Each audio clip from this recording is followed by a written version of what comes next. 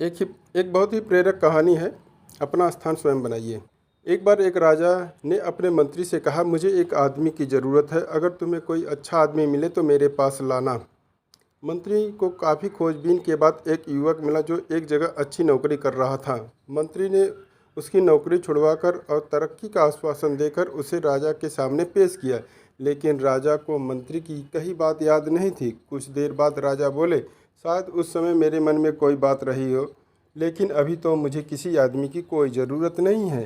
तब मंत्री ने राजा से कहा कि महाराज, इसे मैंने हजारों में से चुना है और मैं इसे अच्छी नौकरी छुड़वा के लाया हूँ।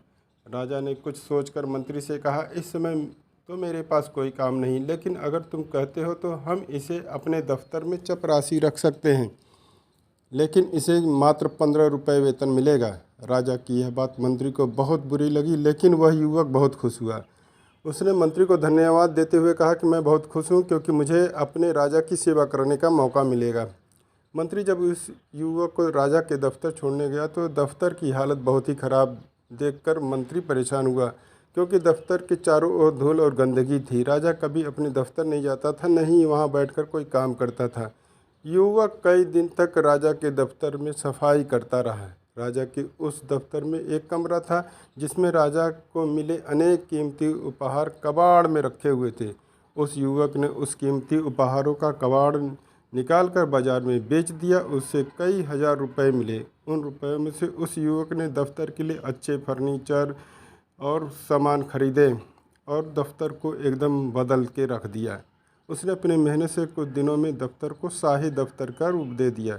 बचे पैसों को उसने सरकारी खजाने में जमा करा दिया। तभी कुछ चुगलखोरों ने राजा से उसकी शिकायत की कि वह रुपए लूट रहा है। एक दिन राजा गुस्साए हुए दफ्तर गए तो दफ्तर देखकर दंग रह गए। राजा ने उससे पूछा कि दफ्तर की सजावट तुमने किसके पैसे से किया है।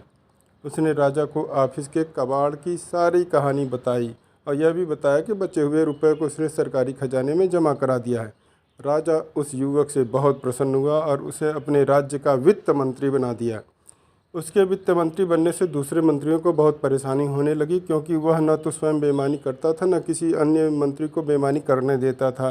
अब जो मंत्री राजा के पास जाता वो राजा से उस युवक की कुछ न कुछ शिकायत जरूर करता, जिससे वह राजा की नज़रों में गिर जाए और उसे निकाल दिया जाए। एक दिन रात को 2 बजे राजा ने अपने सेनापति को बुलाकर कहा कि हमारे सभी मंत्रियों को इसी समय वे जिस हालत में हो उन्हें उनके घरों से लाकर मेरे सामने पेश किया जाए। कुछ ही देर में सभी मंत्री राजा के सामने थे। वित्त मंत्री को छोड़कर सभी मंत्रियों ने शराब पी रखी थी। सेनापति ने राजा को बताया कि वित्त मंत्री अपने घर पर रात में जगकर खजाने का हिसाब किताब जोड़ रहे थे और बाकी मंत्री जुआ खेल रहे थे। राजा ने उस युवक से खुश होकर उसे वित्त मंत्री से अपने राज्य का प्रधानमंत्री बना दिया। इस कहानी से यह सीख मिलती है कि अच्छे जगह पर नौकरी करनी चाहिए, बड़े जगहों पर नौकरी करनी चाहिए, वहाँ तरक्की का रास्ता खुलता है।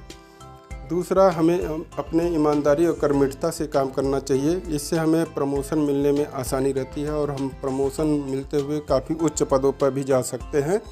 तीसरा है कि हम हमेशा सत्य रहें, क्योंकि सांच को आँच नहीं। चाहे कोई कितने शिकायत करता रहे, उस आप पर कोई असर नहीं पड़ेगा। यह कहानी आपको कैसी लगी कमेंट सेक्शन में बताइएगा और इस चैनल को लाइक शेयर सब्सक्राइब कीजिएगा। धन्यवाद, नमस्कार।